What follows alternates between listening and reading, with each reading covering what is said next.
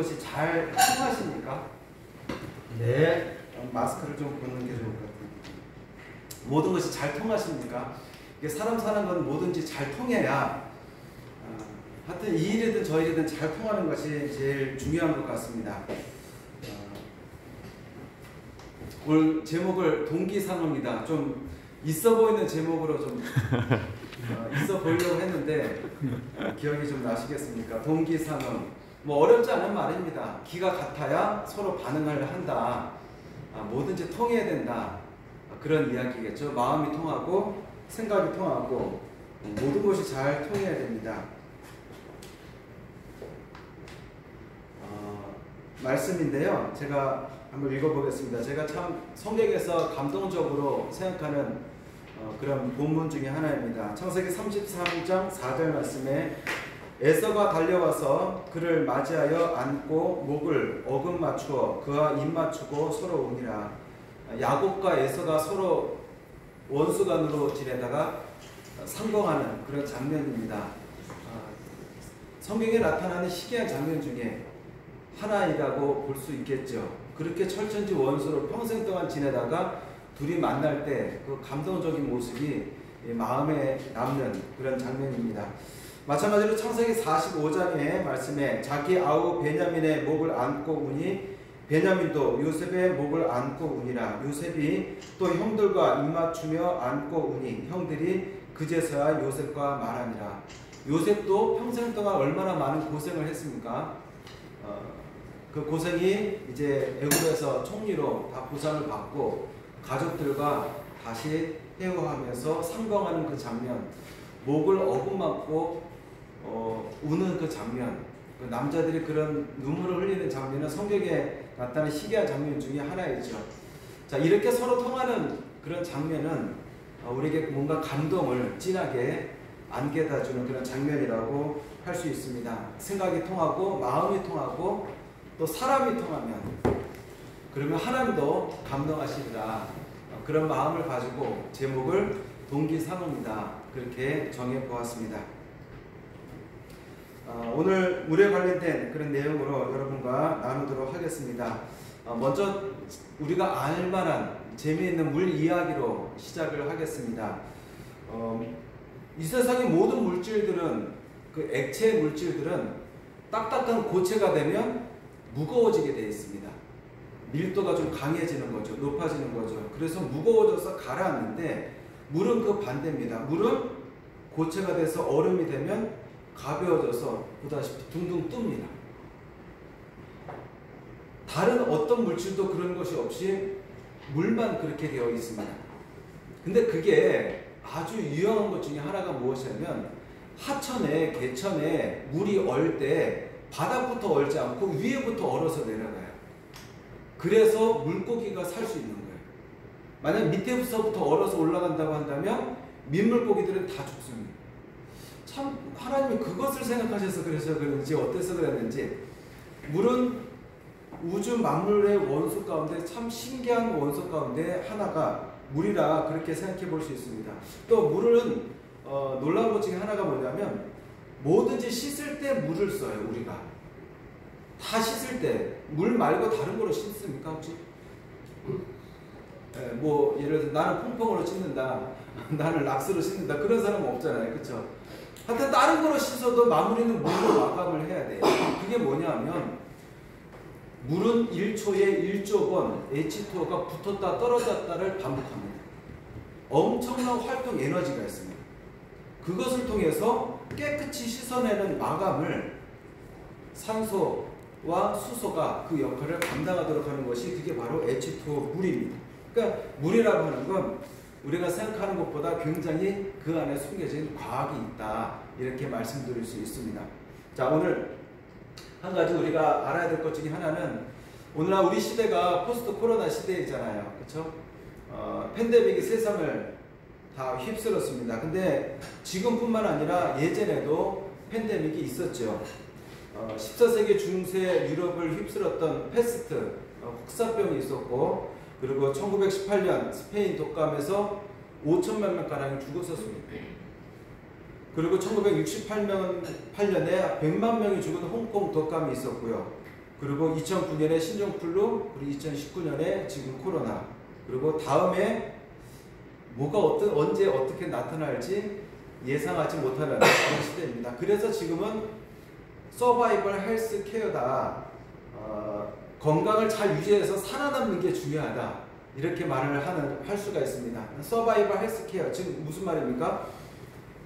이 어려운 시대에, 바이러스가 판치는 이런 시대에 자가 면역이 필요해요. 스스로 내가 면역력이 생겨서 잘 이겨나가는 것, 그것이 서바이벌 헬스 케어입니다. 오늘 제가 드리는 그런 물 이야기를 통해서 여러분이 서바이벌 헬스 케어의 대안을 찾았으면 좋겠습니다. 첫 번째 물 이야기입니다. 저는 어렸을 때 그 시골에 가서 노는 것을 참 좋아했습니다. 여러분이 잘 아는 금남리 아시죠? 금남리 잘 아시죠? 금남리가 저희 외갓집이었습니다. 외할머니 댁이었습니다. 그리고 그 북한 강 건너 서정면 문어리가 저희 친할머니 댁이 그쪽에 계셨습니다. 그래서 저는 초등학교 때 방학만 하면 금남리 갔다가 문어리 갔다가 이러면서 거기서 강에서 놀고 또 민물에서 놀고 그렇게 놀던 화면에 좀 어린아이의 모습을 보여줬습니다만 실제로 제가 정말 그렇게 놀았었습니다. 그렇게 할머니 댁에서 놀 때 금남리에는 우물이 있었고 또 문어리에는 그 옹달샘이 있었습니다.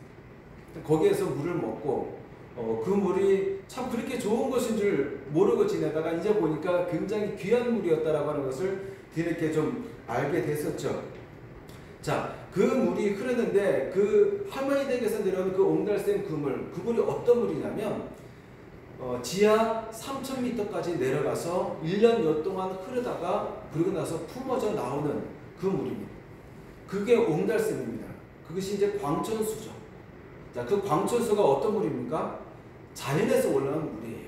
자, 물의 첫 번째 제가 말씀드리고자 하는 것은 물은 자연입니다. 우리 시중에 보면 인공적으로 만든 물들이 상당히 많습니다. 물의 가장 기본은 무엇이어야 될까요? 자연에서 온 물, 그 물이 우리에게 아주 좋습니다.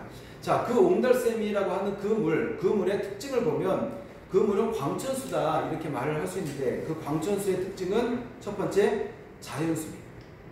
자연적인 방법으로 만들어졌다. 두 번째로는 pH 7.4의 약 알칼리수다. 그리고 세 번째로는 미네랄이 풍부한 물이다. 이것이 광천수의 특징입니다. 두 번째로 우리가 잘 아는 물 이야기는 우리가 물에 대해서 우주를 연구하는 그 과학자들이 물을 찾잖아요. 물이 있는 행성을 찾잖아요. 물이 있는 행성을 찾는 이유를 너무나도 잘 아시는 거잖아요. 생명이 있으려면 물이 필수라고 하는 거. 그래서 물은 생명입니다. 근데 여러분 잘 생각해 보면 물은 H2O예요.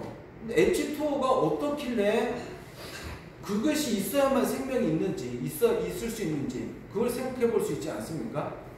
그것을 제가 설명을 해 드리고자 합니다. 자, 그것은 물은 환경이기 때문에 그렇습니다. 어떤 환경일까요? 우리 사람이 숨을 쉴 때는 공기로 숨을 쉽니다. 그렇죠? 공기가 있어야 숨을 쉬어요. 세포는 물 속에서 숨을 쉬어요. 인체의 70%가 물이라고 하는 거 잘 알지 않습니까? 그렇죠? 그러니까 물 속에 담겨져 있는 거예요. 저 어린아이의 애기들의 모습처럼. 그리고 인체가 70%인데 세포는 90%, 뇌세포는 90%가 물덩어리예요. 그러니까 이 물 속에서 자라나는 게 우리 사람들의 삶입니다. 그러니까 세포는 사실은 이 물이 좋아야 돼요. 좋은 물. 자, 그 물이 어떤 물일까요? 자, 우리 몸에 맞는 그 물은 pH 7.4의 알칼리수여야 됩니다. 약 알칼리수여야 됩니다. 자, 물은 세 가지 종류가 있습니다. 크게 말하자면 산도가 있는데 그 산도 중에서도 산성수가 있고 약 알칼리수가 있고 그리고 알칼리수, 강 알칼리수 이렇게 세 가지로 말씀드릴 수가 있습니다. 그러니까 물이라고 다 똑같은 게 아니에요. 우리가 물 하면 그냥 뭐 이것도 먹어도 되고 저것도 먹어도 된다 이렇게 생각하는데 물에는 꼭 산도를 생각하면서 이 물이 어떤 물인가 이것을 꼭 알면서 봐야 됩니다. 산성수가 있고 약 알칼리수가 있고 그리고 강 알칼리수가 있습니다. 이 pH가 뭔가 좀 설명을 드리고자 합니다. 여러분 태풍 불 때 창문 닫잖아요. 그렇죠? 태풍 불 때 창문 닫아요. 태풍 불 때 창문 열어놓는 사람이 없어요. 그렇죠? 태풍 불 때 창문을 닫는 이유는 뭡니까? 열어놓으면 막 쓸려 나가요. 그렇죠? 창문 막 요동치고 바람이 요동치고 막 그럴 거예요. 자, 더 쉽게 말씀을 드려서 여러분 그 영화에서 비행기 그 테러 나는 장면 있지 않습니까? 테러 날 때 문이 확 열려요. 막 터지면서 싸우면서 그러면 막 사람들이 거기 막 빨려 나갑니다. pH가 그런 거다 이렇게 생각을 하면 됩니다. 자, pH라고 하는 것은 우리가 숨을 쉬는 공기압이랑 똑같이 세포의 공기압이다 이렇게 생각을 하시면 됩니다. 세포의 공기압이 pH로 그렇게 조절이 됩니다.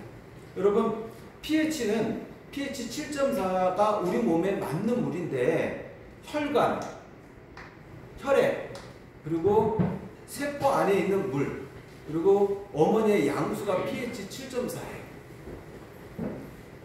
pH 7.4가 잘 맞아야만 우리 몸에 호흡이 될 수 있습니다. 우리 혈액들이 pH 7.4가 안 맞으면 어떻게 될까요? 좀 이상해지는 거예요. 쉽게 말해서. 그 pH의 이 전체 도표입니다.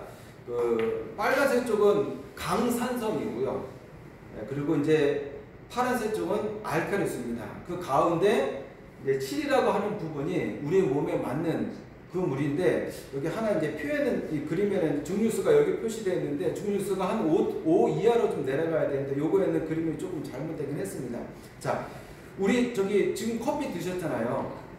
커피 한 잔을 먹으면 물 석 잔을 마셔야 됩니다. 아십니까? 그러니까 커피는 음료예요. 그리고 그 안에 어떤 액체가 물만이 들어있는 것이 아니라 물 안에 어떤 소화해야 될 것들이 우리들 속이 그 안에 있어요. 커피 안에. 그래서 우리 몸에서 그것을 희석시키려고 움직이게 되는데 소화시키려고 움직이게 되는데 그러면서 물을 석 잔을 씁니다. 커피 한 잔 먹느라고 내 속에서는 석 잔을 써먹어요. 그 맥주 5잔은 물 8잔이 필요하답니다. 소주 한 병을 드시면 소주 한 병 드신 것보다 더 많은 3배의 물이 몸에서 필요하답니다. 그래서 술 드신 분들 아침에 막 목마르다고 물 드시고 그러잖아요. 그러니까 그만큼 내 몸에서 써먹은 거예요. 그러니까 우리는 콜라를 마시지 않습니까? 콜라 막 시원해서 한 잔 마시고 아 시원하다 입에 갈증이 해소됐으니까 물 먹었다 이렇게 생각을 하는데 아니요. 속에 들어가면 이게 산성이에요. 산성인 걸 소화시키려고 콜라를 한 잔 먹었는데 이 안에서는 물 2잔이 소모가 돼요. 조금 그런 부분들 조금 아셔야 됩니다. 그러니까 그 벤맥 갤러지라고 하는 이분은 그 물을 가지고 치료하는 것에 굉장히 관심이 많은 그런 분인데 이분이 검사를 이렇게 실험을 했어요. 커피, 음료, 차를 음용한 후에 소변량을 측정한 결과 그 음료수의 양보다도 더 많은 양의 물이 소변으로 배출되었다. 그러니까 몸을 씻어내는 거예요. 나는 이게 수분을 넣었다고 생각하는데 이 안에서는 물을 씻어내야 된다. 그래서 몸 안에 pH를 맞추려고 하는 노력을 하는 게 이제 우리 안에 있는 물의 특징 중에 하나입니다.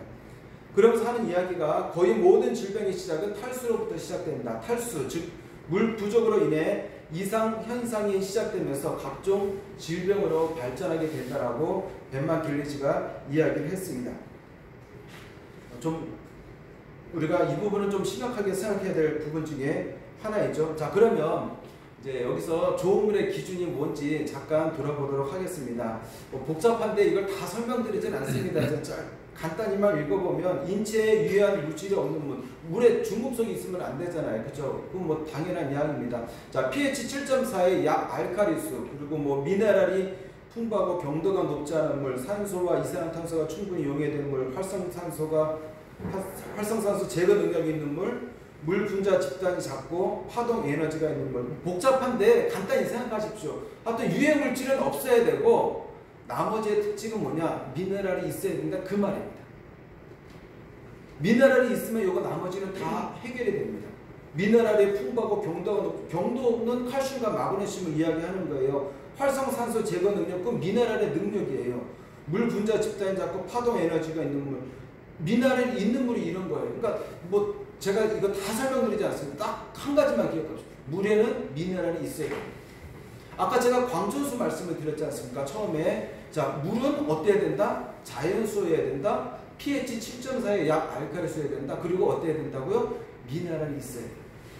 그러니까 물에는 미네랄이 있어요. 자연에 있는 모든 물들은 다 미네랄이 있다. 이렇게 생각하시면 됩니다. 물이 인체에서 하는 일, 이거 너무 많습니다. 이것도 뭐 다 보시지도 마십시오. 이거 설명하려고 한 게 아니라 그냥 보여드리려고 잠깐.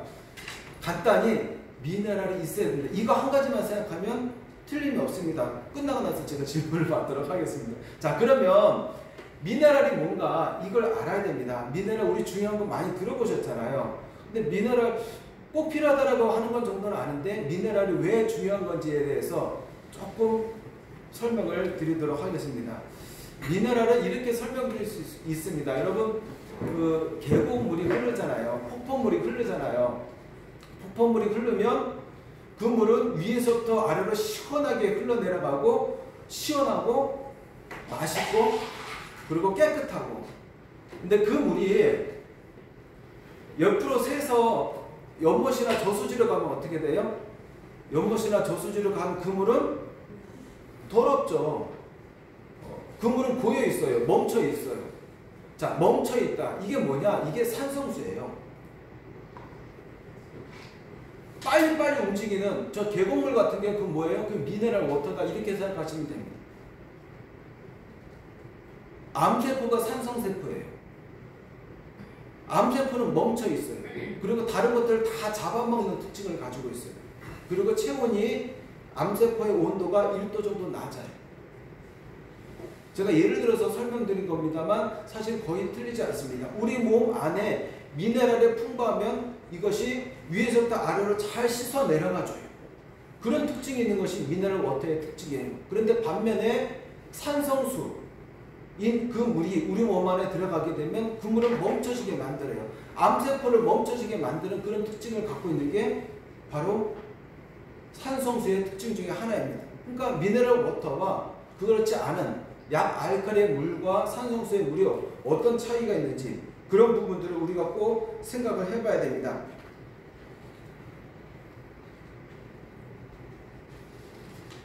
우리 여자분들 그 화장하시지 않습니까? 여자는 거울이 없으면 못 산다면서요. 거울이 없으면 여자들은 미친답니다. 미치질 않아요?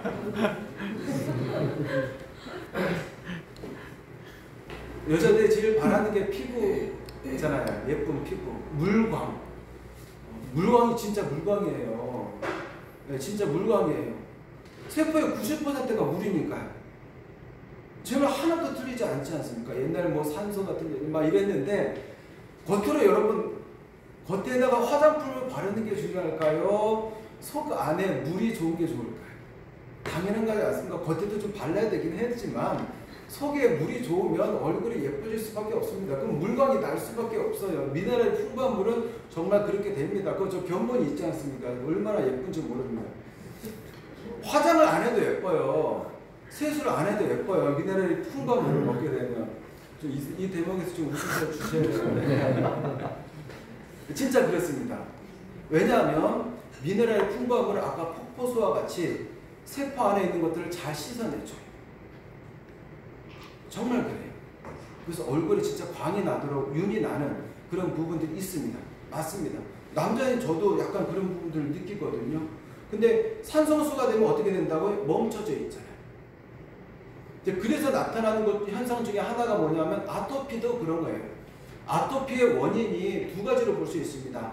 outside in, 외부에서 문제가 들어오는 것인지 아니면 inside out, 안에서 문제가 생겨서 겉으로 드러나는 것인지. 물론 이제 바깥의 환경의 문제로 그런 피부라든지 다른 질환이 나타날 수도 있지만 내부 안의 문제라고 한다면 세포의 90%가 물이기 때문에 물만 좋은 것만 바뀌어도 그래서 아토피 사례가 굉장히 많습니다.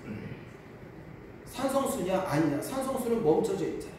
물만 바꿔가지고 바로 체험을 하게 되는 사례 중에 아토피 사례가 굉장히 많다라고 하는 거. 여러분 그리고 꼭 기억하실 만한 그런 내용 중에 하나가 될 것입니다. 자, 그러면 뭐 끔찍한 장면도 있는데요. 예. 폐하의 99%가 어머니의 양수 안에 있는 태아의 99%가 바로 물입니다. 그리고 태어나자마자 한 90%가 물이 되고요. 그리고 어린이 되가면 80%가 물. 그리고 저 정도나 조금 저보다 젊으면 70%.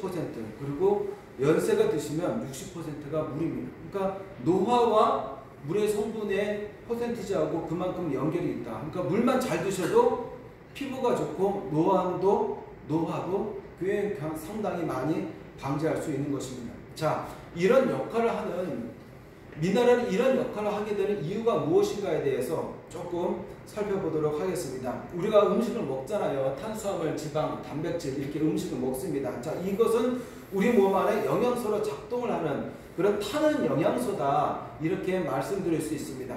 근데 이 탄수화물, 지방, 단백질 음식을 먹으면 이것을 태우는 영양소가 따로 있어요. 그게 바로 미네랄과 비타민입니다. 그러니까 비타민은 우리 몸속에 차지하지 않아요. 미네랄은 우리 몸속에 좀 어느 정도 차지하거든요. 근데 이 미네랄과 비타민이 있어야만 탄수화물, 지방, 단백질 음식을 먹어도 그 음식이 우리 몸 안에 잘 소화되게 하는 그 역할을 하는 게 그게 바로 미네랄이에요. 그게 타는 영양소예요. 그러니까 내가 음식을 많이 먹었어요. 고기를 많이 먹었는데 미네랄이 없으면 어떻게 될까요? 이것을 소화시키는데 뭔가 불편한 거예요. 이걸 잘 소화시키도록 도와주는 미네랄이 있어야만 우리 몸 안에 고기를 먹었으면 고기가 제대로 영양소가 공급이 돼야 되는 거예요. 그 역할을 하는 게 바로 미네랄입니다. 그래서 태우는 영양소가 있고 타는 영양소가 있다라고 하는 것, 그것을 꼭 좀 여러분이 기억하셨으면 좋겠습니다. 생로병사의 비밀에 나온 그런 내용 중에 하나입니다. 우리가 저 화학 시간에 배웠잖아요. 미토콘드리아가 그렇게 중요하다. 미토콘드리아에서 우리의 몸의 에너지를 다 만들어낸다. 그 이야기를 하지 않습니까? 근데 그 미토콘드리아를 활성화시키는 게 바로 미량 영양소입니다. 미토콘드리아가 제대로 돌아가게 하는 게 바로 미량 영양소, 그 미네랄입니다. 근데 이 미토콘드리아가 우리가 먹은 좀 전에 말씀드린 탄수화물, 지방, 단백질 이것을 잘 분해하고 효소로 만들고 운반시키고 이렇게 하는 역할을 하게 하는 것이 바로 미토콘드리아의 장소이고 거기에서 그 역할을 하는데 꼭 필요한 것이 미네랄이에요. 미토콘드리아가 활성화되는 그 가장 중요한 게 미네랄인데 이 미네랄이 있지 않으면 미토콘드리아가 피곤한 거예요. 힘든 거예요.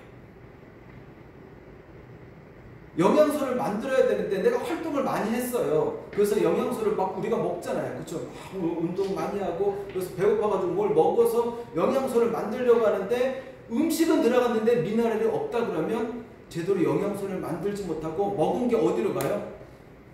배로 가는 거예요. 살로 가는 거예요. 예.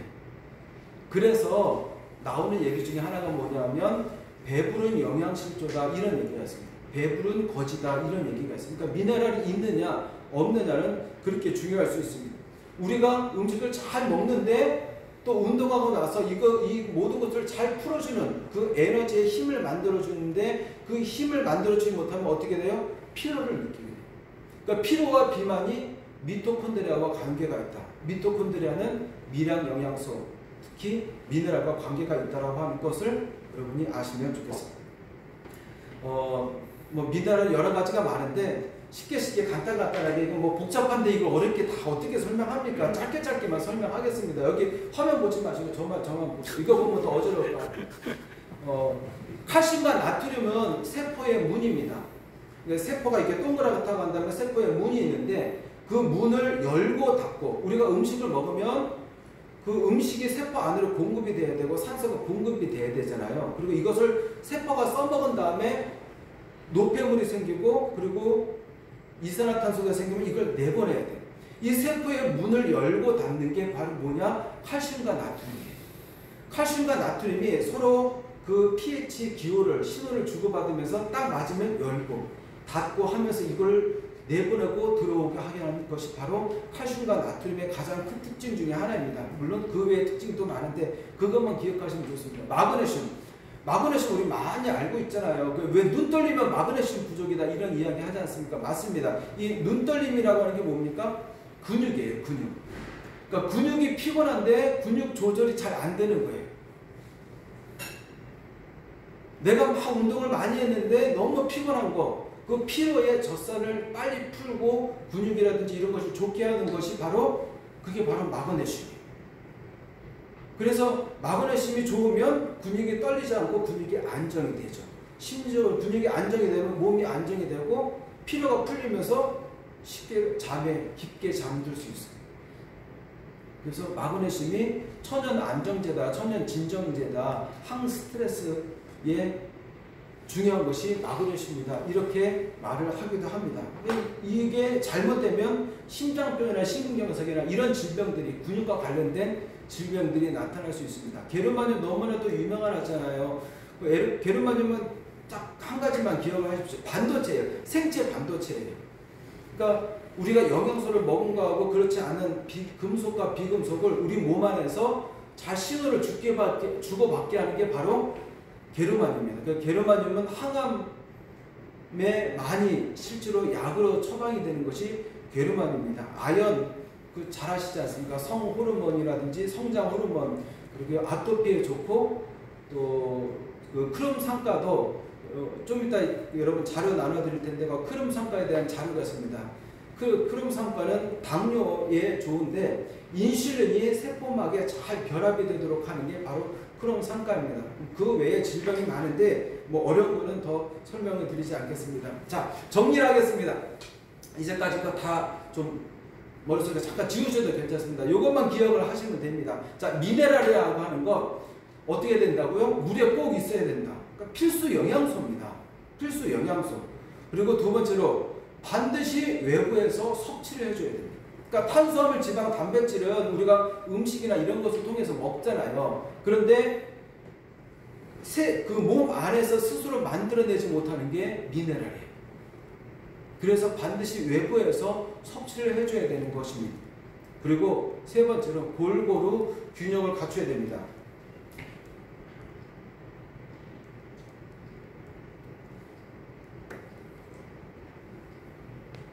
여기 보면 여러 가지 원소들이 많이 있고 서로 막 신호를 주고받도록 되어 있잖아요. 그렇죠? 한 가지만 칼슘이 필요하다고 해서 칼슘 영양제만 먹는 것이 아니라 다른 것과 같이 먹어야 효과를 보도록 되어 있습니다. 미네랄이라고 하는 특징은 그렇습니다. 아까 제가 칼슘, 나트륨 말씀을 드렸잖아요. 칼슘만 있어서는 안 되고 칼슘과 나트륨이 서로 세포 문 앞에서 신호를 주고받도록 되어 있습니다. 미네랄이라고 하는 것은 전체적으로 이런 특징을 갖고 있기 때문에 반드시 균형 잡히게 미네랄을 섭취하는 것이 중요합니다. 그러니까 영양제, 우리는 어떤 영양제가 많다, 뭐가 미네랄이 많다, 막 이렇게 설명을 하지 않습니까? 근데 가장 중요한 게 균형 잡히게 미네랄을 섭취하는 것이 가장 중요합니다. 또 한 가지는 물로 섭취하는 것이 가장 필요합니다. 영양제는 우리 몸 안에 들어가서 이게 소화되는 과정에서 일부가 많이 빠져나가요. 그래서 우리 몸 안에서 분해가 돼야 되고 또 효소가 돼야 되고 세포 안에 들어갔다가 다시 나와서 제대로 작동하려면 그러고 나면 한 20% 30%밖에 실제로는 우리 몸 안에 침투되지 않는 것이 영양제나 음식입니다. 근데 물은 어떻게 돼요? 물은 100% 혈액 안으로 다 들어가요. 얼마나 효과적이고 얼마나 좋은지, 그렇죠? 그래서 물로 미네랄 섭취하는 것이 가장 좋습니다. 그리고 또 한 가지는 미네랄은 공평합니다. 그러니까 앞에서 말씀드린 것 70여 가지, 물에는 70여 가지 미네랄인데 이 70여 가지 미네랄을 균형 있게 잘 섭취하는 가장 좋은 효과적인 방법은 바로 물밖에 없습니다. 그래서 이교 교수님 왜 교회에서 태초 먹거리 이렇게 강의를 전국을 돌아다니면서 많이 하시는 그런 분이세요. 유튜브나 이렇게 검색하면 많이 뜨는 분인데 그분이 하시는 말씀입니다. 70여 가지 미네랄을 골고루 그리고 균형 있게 완벽하게 제공해 줄 수 있는 것은 물뿐이다. 그분이 이제 그런 말씀을 하시죠. 저는 하나님께서 이 미네랄을 주셨다 이런 생각을 물에 대해서 이렇게 알면서 정말 그런 생각을 해보게 돼요. 공평하신 하나님께서 성경에도 있습니다만 선인과 악인에게 모두에게 햇빛을 주시고 공기를 주시잖아요. 그렇죠? 어떤 누구를 가리지 않고 누구에게나 주시는 그런 일반 은총이다 뭐 이렇게 말을 하는 걸 들었습니다. 그래서 햇빛은 누구에게나 비춰주고 공기도 누구에게나 비춰주고 물도 사실은 아까 제가 앞에서 말씀드린 것처럼 어느 누구나 물을 아무 데서나 먹을 수 있도록 만들어졌어요. 그래서 아무 곳에서나 물을 먹고 그 물 안에 있는 미네랄을 공급받도록 하신 것이 하나님의 공평하신 하나님의 계획이 아닌가. 여러분, 사람만 먹는 게 아니라 짐승들도 다 물 먹잖아요. 그렇죠? 짐승들도 미네랄이 필요하거든요. 식물들도 마찬가지예요. 모든 대지에 있는, 땅 위에 있는 모든 생물들은 다 미네랄이 필요합니다. 근데 그것을 어떻게 하나님이, 그러니까 사람은 음식으로 먹을 때는 이게 편식할 수밖에 없잖아요. 어떤 사람은 막 손 회장님 맨날 고기 드시고, 그렇죠? 가난하신 우리 강 회장님은 맨날 굶으시고, 또 없으신 우리 이 회장님은 맨날 물만 드시고, 막 배 나오고, 막 누구는 잘 살고 누구는 못 살고 그러면 안 되잖아요, 그렇죠? 그래서 하나님의 물을 주신 거예요. 사람마다 다르잖아요. 음식은 먹는 취향도 다르고 지역도 다르고. 그래서 땅 속에 밑에다가 지하수에다가 미네랄을 넣고 그 물을 꺼내 먹도록 하시게, 그게 하나님의 은혜가 아닌가. 이거는 제 개인적인 생각입니다. 근데 아마 틀리지 않은 것 같아요. 빈부격차가 따로 없잖아요. 그래서 제가 제목을 동기상업이다 그렇게 지었는데, 그런 하나님의 그런 뜻이 있는 것이 아닌가 그런 생각을 해보게 됩니다. 그래서 공평하신 하나님의 은혜와 은총으로 햇빛과 공기와 물을 주셨다 이렇게 생각이 됩니다. 자, 그런데 이 미네랄이 없으면 어떻게 될까요? 이게 맞지 않는 거예요. 신호를 주고받지 못하는 거예요. 이 균형이 깨지는 거예요. 이 균형이 깨지면 어떻게 됩니까? 미네랄의 균형을 잃게 되고, 그러고 나서 여러 가지 질병들이 노출이 되죠. 미네랄과 관련된 질병이 900여 가지가 된다고 한답니다. 그리고 미네랄이 없게 되면 미네랄이 있어야 될 그 자리에 중금속이 들어가게 돼요. 그리고 또 한 가지, 미네랄이 없는 물을 우리가 먹게 되면 또 한 가지는 그나마 있었던 우리 몸 안에 있는 미네랄을 빼갑니다. 그 특징 중에 하나가 뭐예요? 골다공증이에요. 미네랄이 없으면 그나마 뼈 안에 있는 칼슘을 빼가서, 그래서 골다공증이 생깁니다. 그것이 원인이 있다, 그렇게도 이야기를 하는 분이 계십니다. 그래서 이화여대 박선수 교수님 같은 경우는 이 미네랄을 없애는 역삼투어 필터는 제2의 가습기 살균제 사건이다, 이렇게까지도 말씀하시고, 그 독일의 미네랄 협회에서는 미네랄이 없는 산성수를 음용수, 식수로 허용하면 안 된다. 대한민국은 지금 어찌 보자면 생체 실험을 하고 있는 것이다. 워터 시크릿에서 나온 이야기입니다.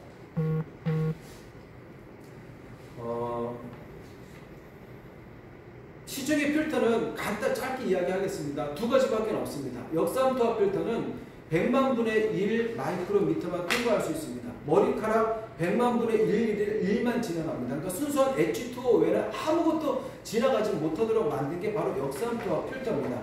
그러다 보니까 순수한 H2O만 남고 나머지는 싹 제거해요. 그러니까 중금속까지 제거하는 건 참 좋은데, 문제는 미네랄까지 제거한다라고 하는 것이죠. 그래서 이게 문제인 것을 알아서 나온 필터가 바로 중공산막 필터입니다. 그러니까 역삼투압 필터가 너무 촘촘하잖아요. 이걸 벌린 거예요. 그래서 미네랄을 통과시켜야 된다라고 했는데, 통과시키다 보니까 어떻게 돼요? 또 뭐를 통과하게 되는 거예요. 미네랄만 통과하는 게 아니라 중금속도 유해물질도 통과하는 문제가 있습니다. 그래서 여러분 생각해 보십시오. 이거를 벌리고 좁히고는 해결이 안 되는 거지 않습니까? 잠깐 짧은 영상들입니다. 화면 클릭하세요. 화면 그냥 클릭하면 되나요? 아닌데. 거기 아래. 마우스를 눌러야 되는데.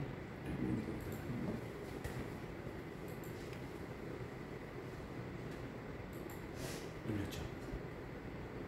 눌렀는데 그 플레이.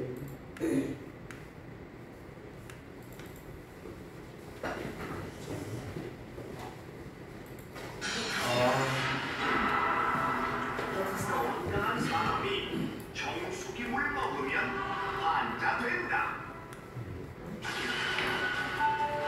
가정의학과 전문의 오한진 보수. 무슨 말씀입니까?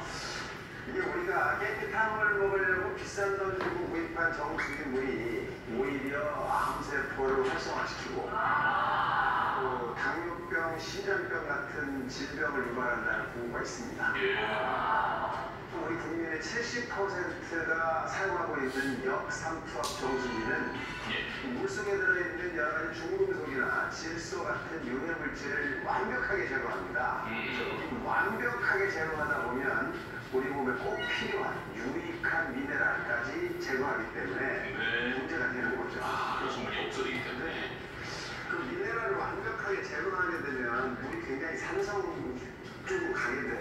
이 산성이 되면서 우리 공기 중에 있는 이산화탄소를 싹 물속으로 갖고 들어가거든요. 그럼 산도가 자꾸 높아집니다. 우리 몸은 항상 일정한 산도를 유지하고 있습니다. 이 산도가 변하면 큰 문제가 되는데 이 중요한 산도를 조절하는 역할을 하는 것이 중탄산염이라고 하는 미네랄인데 이 미네랄이 없어진 물을 먹게 되면 우리 몸은 점차 산성화되고 이로 인해서 뭐 혈액 순환에도 문제가 생기고 여러 가지 중요한 장기들, 간이나 콩팥에도 영향을 줘서 복잡한 치명적인 그렇죠. 계속 문제가 생기는 겁니다. 그래서 암 발생도 이거랑 연관이 있다 이런 보고도 있어요.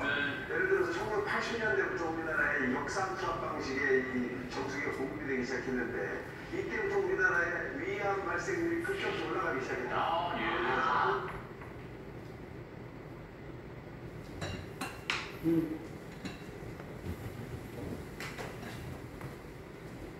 맞는데.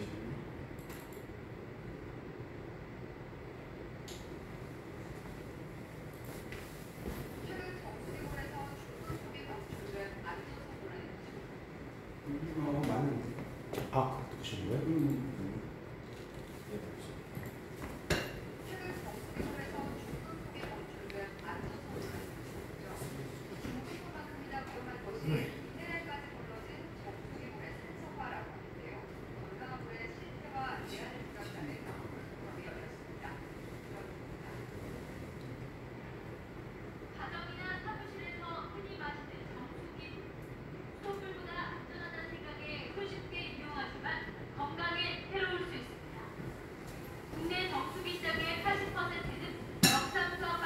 잘 보시면 제가 나옵니다. 지경이 0.001 마이크로미터로 인체에 꼭 필요한 미네랄을 포함해 필수 미량 원소까지 모두 걸러버리고 사상수로 변하기 때문입니다. 실제 서울시가 2011년부터 2015년까지 수질 검사를 해봤더니 수돗물의 미네랄 함량이 정수기 물보다 9배가 높았습니다. 약 알칼리성인 우리 몸이 산성수를 장기간 복용할 경우 혈액의 점성이 높아지면서 암과 고혈압, 심장병 등을 유발할 수 있습니다.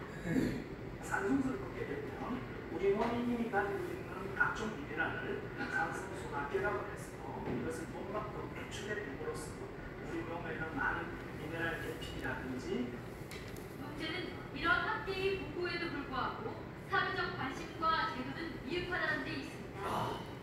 선진국의 유용수의 한도 기준을 6.5에서 8.5, 인체와 비슷한 산성수를 하면 우리나라는 pH 5.8에서 8.5로 사실상 산성수를 활용하고 있습니다. 정부가 국민 건강을 외면하고 있다는 비판 속에 먹는 물 안전을 위한 대안 마련이 시급하다는 지적입니다. MBC 뉴스 윤주호입니다.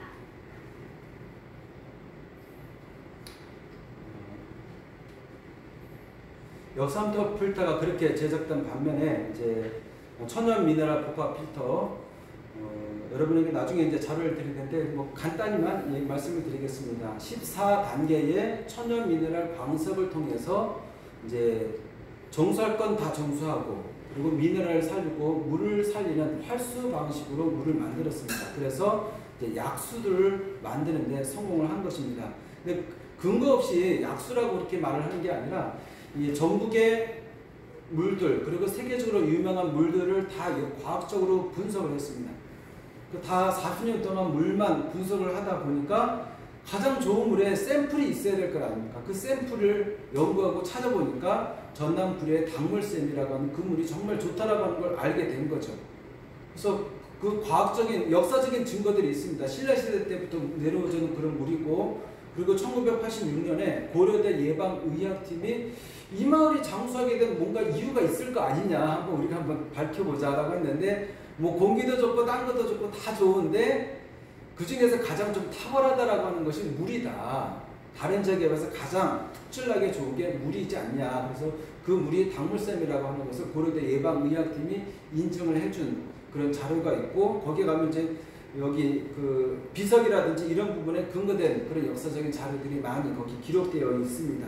그래서 천년의 역사가 입증했던, 그리고 성분으로 과학적으로 분석해도 정말 좋다라고 입증된 그 당물샘의 성분을 휴혈수가 다 그대로 구현을 해서 만든 것이죠. 그래서 휴혈수는 단지 좋은 물만이 아니라 정말 약수를 만들었다, 이렇게 말씀드릴 수 있겠습니다.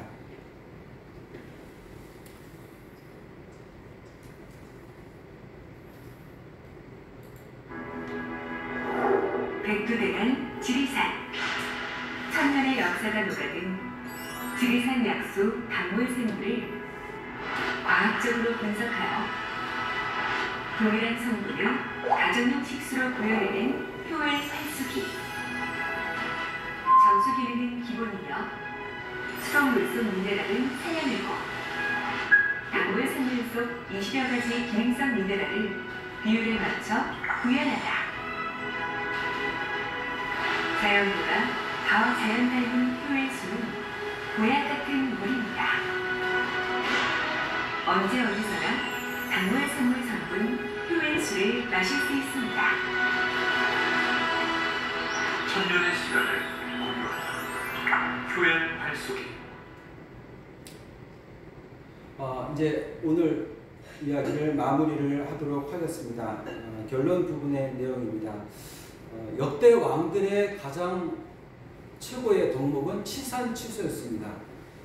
정치를 잘하는 것 그 무엇보다도 국민의 먹을거리, 특별히 물을 해결해 주는 것, 농업을 해결해 주는 게 가장 큰 문제가 아니었습니까? 그래서 치산치수가 가장 중요했죠. 근데 그게 옛날만이 아니라 지금도 그렇습니다. 지금 물전쟁이 세계 곳곳에서 많이 일어나는 것을 아십니까? 아프가니스탄이나 요르단 강이나 또 미시시피 강, 유프라테스 강, 그리고 인도 겐지스 강, 그리고 베트남 그 지역에서도 물 때문에 지금 싸우고 있는 것, 사실은 정치적으로 싸웠다라고 나오지만 사실은 그 배경을 보면 하천을 차지하기 위해서 싸우고 있습니다. 이스라엘과 그 팔레스타인, 요르단도 사실은 그런 부분들도 다 포함이 되어 있고요. 물이 없으면 방법이 없잖아요. 그래서 물 전쟁이 실제로 지금 벌어지고 있고 앞으로도 더더욱 그럴 것입니다. 그래서 세계은행 촌재의 그 이스마엘 세라겔딘이 그런 이야기를 했습니다. 얼마 전에가, 이제 얼마 전이라고 얘기를 해야 될까요? 금세기가 석유 전쟁, 석유를 차지하기 위한 전쟁이었다고 한다면 이제 다음 세기는 물 전쟁이 될 것이다. 지금 물이 부족한 그런 상태가 아닙니까? 우리나라도 물 부족 국가라고 이렇게 체크가 되어 있고요. 실제로 그 물 스트레스가 앞으로 점점 더 심해질 것이다. 옛날에는 물 사 먹는 거 생각하지도 못했는데, 그래서 옛날엔 블랙 골드였는데 지금은 블루 골드입니다.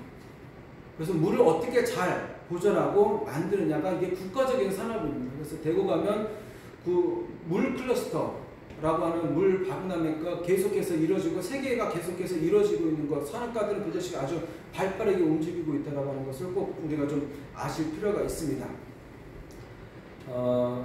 그뿐만이 아닙니다. 단순한 물만이 아니라 실제로 우리에게 미네랄이 부족해지는 현상이 있는데, 짧게 말씀을 드리면 지금 화학 비료를 계속 쓰고 있잖아요. 그리고 인구가 굉장히 많아지면서 농토가 황폐화되고 있습니다. 그러면서 이미 미국 상원에서는 1936년에 의회 보고서를 통해서 땅속의 미네랄 자체가 좀 빠져나가고 있다. 앞으로 점점 이런 관련된 질병이 늘어날 것이다. 1936년에 이미 체크를 해서 보고를 했어요. 그리고 2004년에 유니세프에서는 세계 영양 보고서를 발표하면서 미네랄 결핍 현상에 관해서 세계 인구 3분의 1이 지금 그 현상을 겪고 있다라고 2004년에 보고를 한 바가 있고요. 이렇게 환경이 안 좋은 상황에서 지금 또 바이러스까지. 그래서 지금 우리에게는 서바이벌 헬스가 필요한 시대입니다. 이 9988-123이 중요하죠. 그냥 병약하게 아픈 상태로 장수하는 것보다 건강하게 9988-123 하는 게 우리가 꼭 필요한 시기가 되었습니다. 마무리 단계입니다. 우리 후손에게 물려줄 가장 위대한 유산이 있다고 하면 무엇일까요? 당연히 첫 번째는 믿음이고, 그리고 두 번째는 건강한 마음일 것이고 세 번째는 육체적인 건강도 주어야 할 것입니다. 여러분은 어떤 유산을 주고 싶으십니까?